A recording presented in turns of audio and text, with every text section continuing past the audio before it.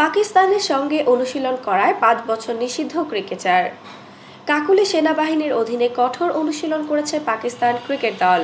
সেই ক্যাম্পে ডাক পেয়েছিলেন পাকিস্তানি বংশোদ্ভূত আরব আমিরাতের ক্রিকেটার ওসমান খানও।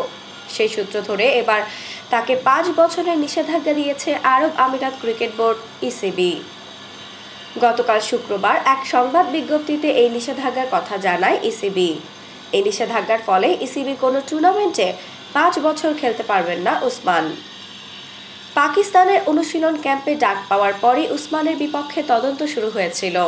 তদন্ত শেষে বিজ্ঞপ্তিতে ইসিবি জানায়, সংযুক্ত আরব আমিরাত ক্রিকেট বোর্ডের সঙ্গে চুক্তি লঙ্ঘন করেছেন ওসমান। বিজ্ঞপ্তিতে আরব আমিরাতের বোর্ড বলেছে, সংযুক্ত আরব আমিরাতের হয়ে খেলা নিয়ে মিথ্যা বর্ণনা দিয়েছে ওসমান। সে ইসিবির থেকে সুবিধা নিয়েছে। এটা স্পষ্ট, সে এখন আর ইসিবির হয়ে খেলতে চায় না, কিংবা সংযুক্ত আরব আমিরাতের হয়ে খেলতে হলে বাকি যে প্রক্রিয়া অনুসরণ করতে হবে সেটা শেষ করতে চায় না। যদিও চুক্তির কোনো লঙ্ঘন করেননি বলেই এখনো বিশ্বাস করেন ওসমান। তিনি দাবি করেছেন, চুক্তিতে ৩০ দিনের নোটিশ পিরিয়ড আছে। আরব আমিরাতের জাতীয় দলের হয়ে এখনো খেলেননি ওসমান। শোনা গেছে, পিএসএল শেষে ওসমানের কাছে পিসিবি জানতে চেয়েছিল যে তিনি পাকিস্তানের হয়ে খেলতে চান কিনা।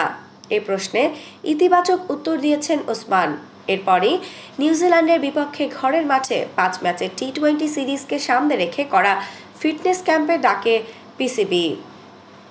আফসানা নওরিন, বাংলা স্পোর্টস।